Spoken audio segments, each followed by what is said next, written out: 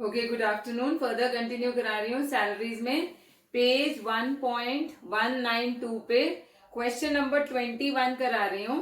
Mister Sen Gupta retired on 31st May and his pension was fixed as 15,000 per month. His salary at the time of retirement was 25,000 per month. Calculate the taxable amount of salary and pension for the previous year 1920 in the following situations. If salary and pension are due on the first day of every month. तो first case में क्या है? He gets 1/3 of his pension commuted from his employer, which is the Punjab government, and gets 3 lakh as commuted value. तो देखो ए part में जो उसका commuted pension है वो तो नहीं लाएगा। क्यों नहीं लाएगा? क्योंकि वो गवर्नमेंट सर्वेंट है। मैंने बोला था कि गवर्नमेंट एम्प्लॉय अगर है तो कम्यूटेड पेंशन सारा टैक्सेबल एग्जेम्प्ट होता है। नंबर 2 है सैलरी। अब वो कब रिटायर हुआ है? 31st May को। दैट मीन्स 2 महीने की उसको सैलरी मिलेगी, उसके बाद उसको पेंशन मिल जाएगी। तो इस केस में उसकी सैलरी हो जाएगी 25,000 इंटू 2 करके 50,000। 3 महीने है क्योंकि first day of the month है, तो दैट मीन्स मार्च की भी अप्रैल में मिलेगी, अप्रैल की मई में, मई की जून में। 3 महीने की सैलरी आ जाएगी। तो ये 75,000 उसका सैलरी बन जाएगी। उसके बाद पेंशन देखो उसने कम्यूट कराई है 1/3। ठीक है, उसकी पेंशन फिक्स थी 15,000 की। कम्यूट कितनी करा ली उसने? कम्यूट का क्या मतलब था कि उसने कुछ लमसम ले लिया पैसा। कम्यूट उसने 1/3 करा ली, तो रिमेनिंग पेंशन कितनी है? 15,000 इंटू 2/3, 10,000 रुपीज की उसकी पेंशन रहेगी। अब मतलब उसको लाइफ टाइम 10,000 रुपए की पेंशन ही मिलेगी। तो पेंशन भी सैलरी हेड के अंदर टैक्सेबल होता है। 10,000 इंटू कितने महीनों की मिलेगी उसको पेंशन? 9 मंथ्स की। ठीक है, तो 9 मंथ्स की पेंशन हो जाएगी 90,000। ये हो गया। तो फर्स्ट केस में उसकी टोटल सैलरी इनकम के अंदर 1,65,000 टैक्सेबल हो जाएगा। सेकेंड केस में उसने half of his pension commute कराई है फ्रॉम हिज एम्प्लॉयर जो कंपनी है, and gets 45,000 as commuted value. Company gives him gratuity also. तो इस केस में अब देखो कम्यूटेड पेंशन कैसे निकालेंगे हम। उसने कितनी कम्यूट कराई है? हाफ पेंशन के लिए हाफ कम्यूटेड वैल्यू जो है, हाफ वैल्यू के लिए ही गेट्स कितना? 4,50,000। Therefore full value of fund उसको कितना मिलेगा? 9 लाख रुपए। अब उसको पेंशन ग्रेच्युटी भी मिल रही है। तो अगर gratuity company has given him gratuity, हाँ अगर ग्रेच्युटी भी मिल रही है तो उसकी कितनी एग्जेम्प्ट हो जाएगी? 1/3। Therefore exempted commuted pension 1/3। 3 lakhs उसकी एग्जेम्प्ट हो जाएगी। तो कम्यूटेड पेंशन हमारी उसको मिल रही है कितनी? 4,50,000 की, माइनस एग्जेम्प्ट हो रही है 3 लाख की। 1,50,000 उसकी टैक्सेबल हो जाएगी। नेक्स्ट सैलरी अगेन 3 महीने की लगेगी। 25,000 इंटू 3 करके 75,000 सैलरी लगेगी। और पेंशन कितनी रह गई? आधी उसने कम्यूट करा ली है। दैट मीन्स 15,000 में से 7,500 रह गई पेंशन। 7,500 9 मंथ्स के लिए टैक्सेबल हो जाएगी। 67,500 उसकी पेंशन टैक्सेबल हो जाएगी।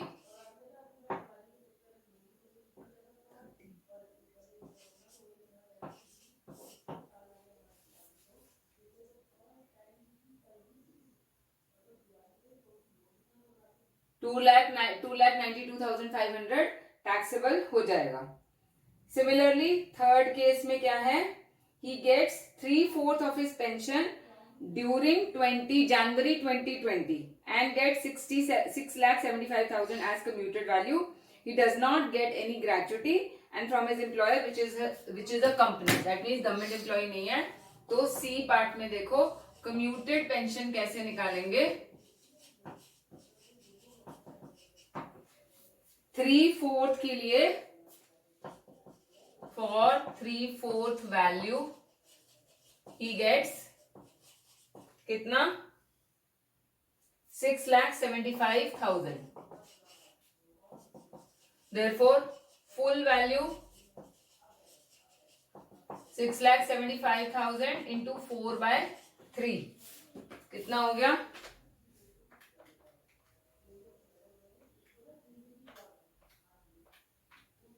9 lakh rupees again total value हो गई। अब उसको ग्रेचुटी नहीं मिल रही है, that means exempted commuted pension कितनी हो गई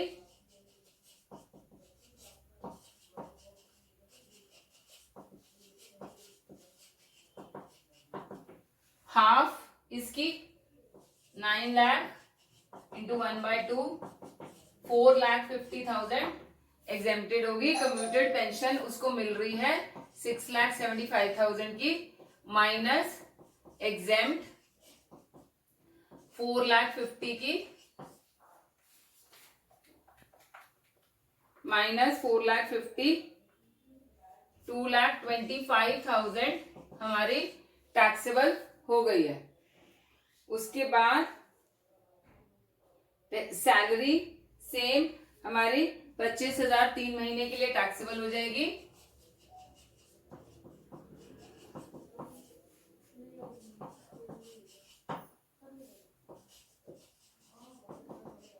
पेंशन देखो कितनी मिलेगी, उसने जनवरी में कम्यूट कराई है, इसका मतलब कब रिटायर हुआ है वो मई में, तो जून जुलाई अगस्त सितंबर अक्टूबर नवंबर दिसंबर सॉरी जून में मई में रिटायर हुआ है। तो मई की जून की जो पेंशन है मई में जून की जो पेंशन है वो जुलाई में मिलेगी। तो जुलाई अगस्त सितंबर अक्टूबर नवंबर दिसंबर जनवरी, हाँ जनवरी तक उसको 15,000 पूरी पेंशन मिलेगी क्योंकि उसने कम्यूट देर से कराई है। तो 15,000 इंटू 7 करके 1,05,000 तो ये पेंशन हो जाएगी। उसके बाद उसने 3/4 कम्यूट करा ली, रह गई है सिर्फ 1/4। 1/4 इज 3,750। बाकी के 2 महीने की पेंशन जो है उसको 3,750 से मिलेगी। इंटू 2 कर लेते हैं 7,500 ये आ जाएगा। तो 11,2500 आ जाएगा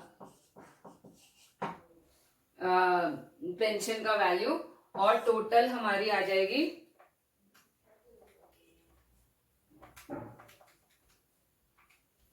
4,12,500 टोटल सैलरी आ जाएगी। उसके बाद नेक्स्ट करा रही हूं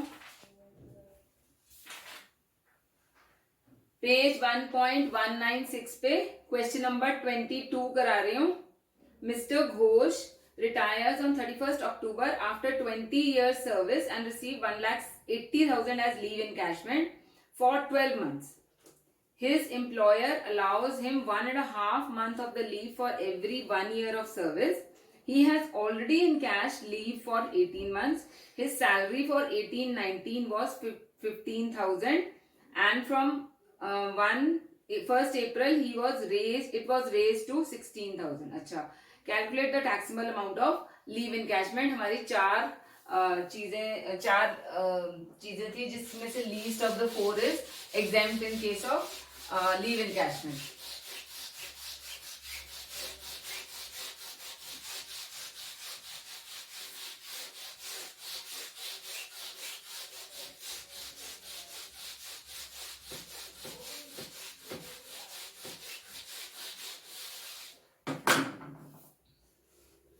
तो सबसे पहले सैलरी कैलकुलेट करते हैं. हमें लास्ट 10 मंथ्स की सैलरी चाहिए होती है.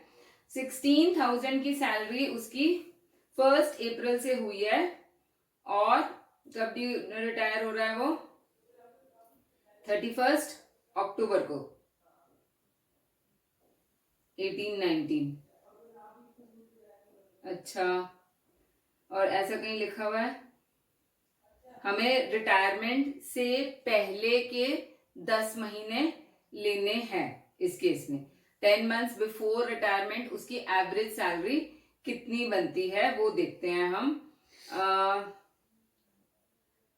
सितंबर, अप्रैल, मई, जून, जुलाई, अगस्त, सितंबर, अक्टूबर, 7 महीने तो उसको 16,000 की सैलरी मिली है. रिटायर कब हुआ है? 31 अगस्त को.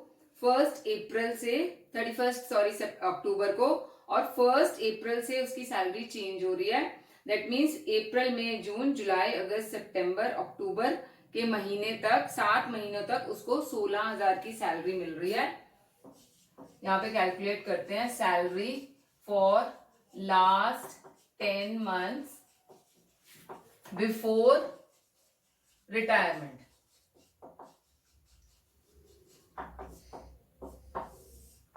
तो 16,000 इंटू 7, तो ये मिल रही है उसको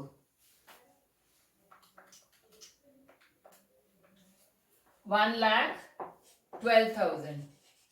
फिर 15,000 उसको रिमेनिंग 3 मंथ्स की मिल रही है, 45,000. टोटल उसकी सैलरी 10 महीने की हो गई 1,50,000. तो average salary for 10 months 1,57,000 divide by 10 करके 15700 एवरेज सैलरी मंथली उसकी आ गई. अब उसकी लीव ड्यू कितनी है? 20 साल की उसकी सर्विस है, और मैंने बोला था कि इनकम टैक्स की तरफ से अंडर सेक्शन 10(10)(a) आपको 1 महीने की सैलरी पूरे साल में मिलती है. तो 20 साल की सर्विस में उसकी लीव ड्यू कितनी हो गई? 20 महीने. तो यहां पे करते हैं calculation of leave due.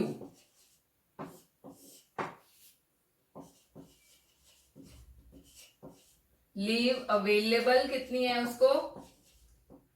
Under section 10(10)(a) इसको 20 मंथ्स की सैलरी मिल रही है. कैसे मिल रही है बताया मैंने.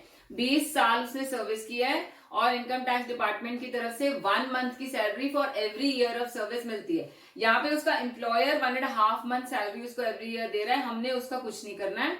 हमने सिर्फ जो इनकम टैक्स की तरफ से अंडर सेक्शन 10(10)(a) अलाउड है वो लेना है. 20 मंथ्स की सैलरी उसको मिलती है, अवेलेबल है. Less leave availed. ले कितनी ली उसने? 18 महीनों की सैलरी उसने अवेल कर ली है. 2 महीनों की रहती है उसकी सैलरी अभी. अब कैलकुलेट करते हैं हम लीव एनकैशमेंट एग्जाम्प्ट कितनी है.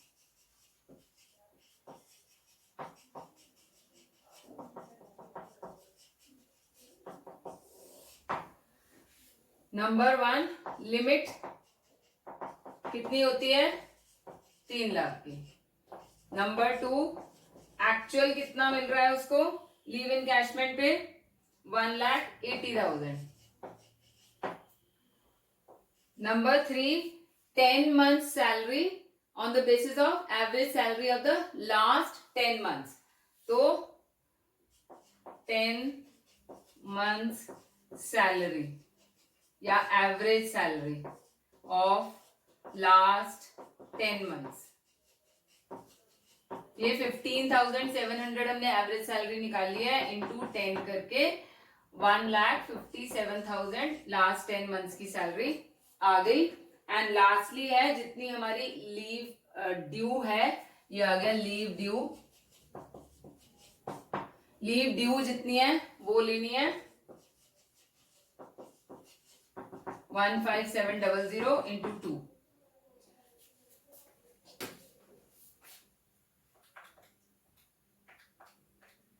31400। लीस्ट ऑफ द थ्री कौन सा है? ये वाला एग्जेम्प्ट हो जाएगा। तो टैक्सेबल कितना हो जाएगा? टैक्सेबल लीव एनकैशमेंट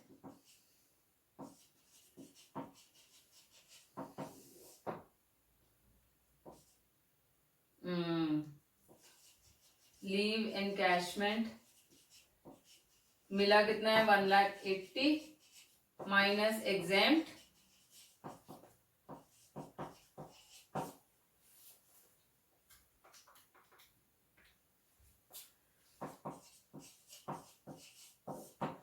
1,48,600 टैक्सेबल हो जाएगा हमारा।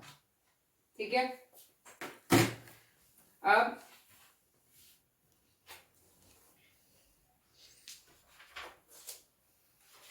बैक एक्सरसाइजेज में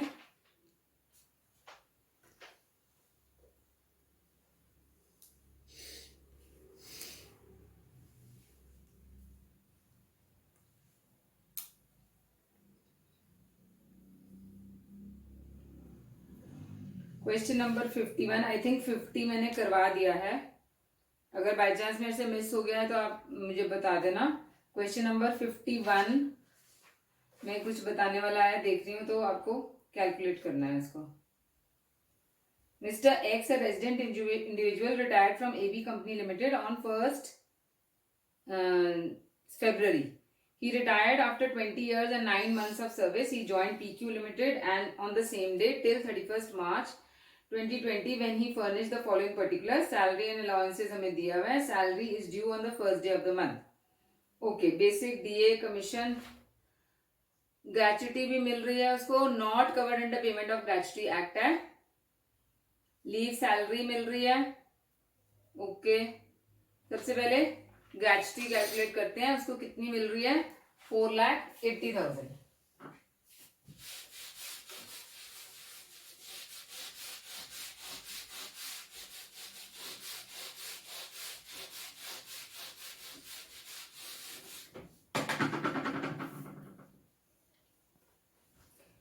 एवरेज सैलरी ग्रेच्युटी के हिसाब से ग्रेच्युटी के लिए निकाल लेते हैं.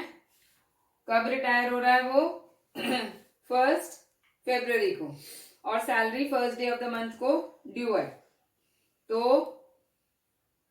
मार्च, अप्रैल, मई, जून, जुलाई, अगस्त, सितंबर, अक्टूबर, नवंबर, दिसंबर, जनवरी, 11 महीनों की सैलरी उसकी इस साल में ड्यू है.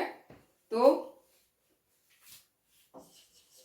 कैलकुलेशन ऑफ ग्रेच्युटी एग्जेम्प्ट,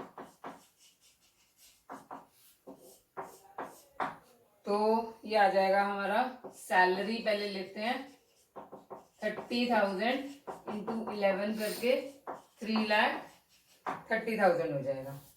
और अगर वो payment of not covered under payment of gratuity है तो हम डीए लेते हैं. मैंने बताया था चाहे वो एंटर हो रहा है चाहे नहीं हो रहा है. तो डीए इस केस में हम लेंगे. कितना दिया हुआ डीए? 12,000 है.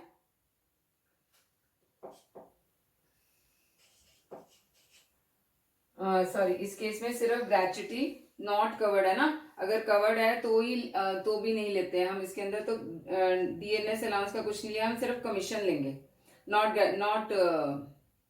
ये आपका डीए. तो 12,000 को छोड़ दो, हम लेंगे कमीशन 80,000 की.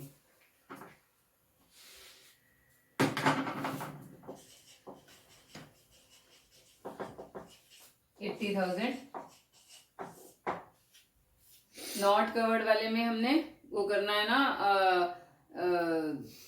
Basic plus DA plus commission on turnover. अगर डीए तभी लेंगे जब कवर जब एंटर कर रहा होगा। तो यहाँ पे कुछ नहीं लिखा हुआ है, तो जब भी कुछ नहीं लिखा होता हम डीए को नॉट एंटर लेते हैं। तो ये हो गई हमारी सैलरी 4,10,000 की। एवरेज सैलरी इसको निकालेंगे तो 10 डिवाइड बाई 10 करके आ जाएगा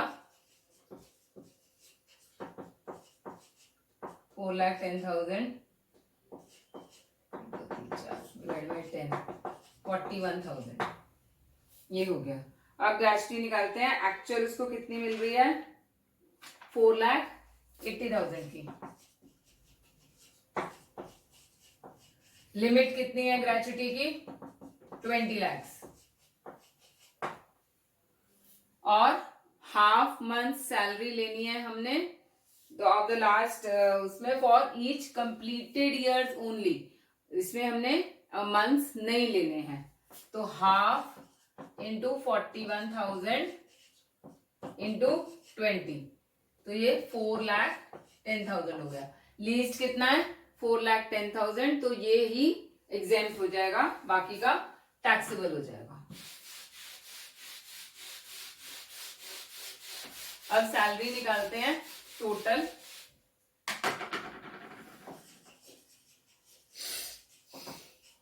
कैलकुलेशन ऑफ सैलरी इनकम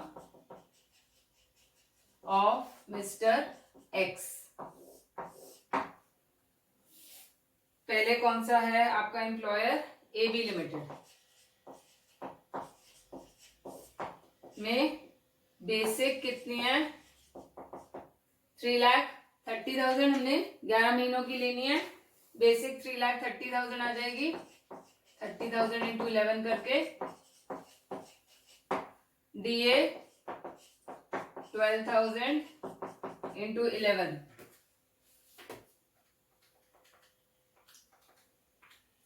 1,32,000। उसके बाद कमीशन 80,000। लीव सैलरी हमें दी हुई है 25,000 लेकिन हमें कोई इंफॉर्मेशन नहीं दी हुई है कि कितनी लीव अवेल की थी, कितनी बची हुई है। तो ये हम सारी की सारी टैक्सेबल ले लेंगे। 25,000 और ग्रेचुटी रिसीव्ड कितनी है 4,80,000 माइनस एग्जेम्प्ट 4,10,000 टैक्सेबल हो जाएगी 70,000। ये हो गया फर्स्ट एम्प्लॉयर से। दूसरा एम्प्लॉयर कौन है PQ लिमिटेड। PQ लिमिटेड से हमारे को बेसिक मिल रही है 25,000। अब कितने महीने की ये मिलेगी इसमें देखो उसने सेम डे ज्वाइन कर लिया है and on same day that means उसको इस केस में सैलरी PQ लिमिटेड में लिखा हुआ है last day of the month due है। दैट मीन्स फरवरी और मार्च 2 महीनों की सैलरी उसको मिलेगी। कितनी सैलरी है 25,000 इंटू 2 50,000। उसके बाद एंटरटेनमेंट अलाउंस, क्योंकि ये भी प्राइवेट सेक्टर कंपनी है गवर्नमेंट नहीं है तो फुली टैक्सेबल हो जाएगा। एंटरटेनमेंट अलाउंस 2,500 इंटू 2 करके 5,000। उसके बाद मेडिकल अलाउंस हमेशा टैक्सेबल होता है। कितना आ गया 1,000 इंटू 2। HRA लिखा हुआ है और साथ में लिखा हुआ है he resides in his own house. जब एम्प्लॉय अपने घर में खुद रह रहा हो तो HRA फुल्ली टैक्सेबल होता है। तो ये सारे का सारा टैक्सेबल हो जाएगा। HRA 4,800 इंटू 2 करके 9,600 पूरा टैक्सेबल हो जाएगा। अब इसका टोटल कर लेते हैं।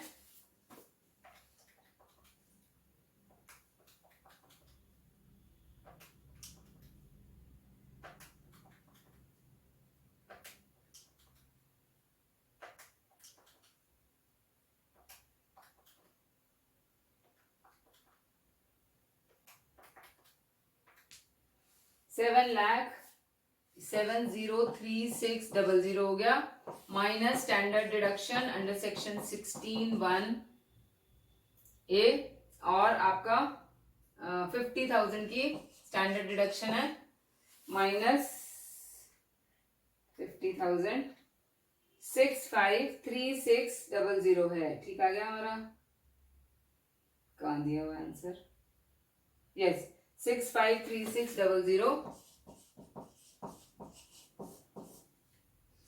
एटीसी भी उन्होंने पूछा हुआ है।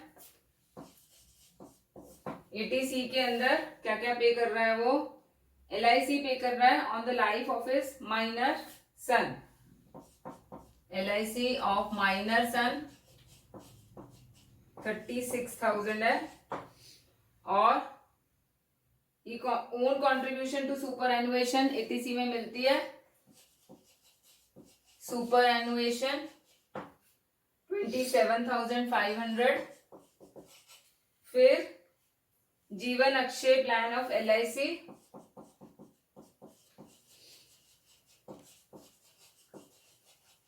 30,300। इसका टोटल करते हैं,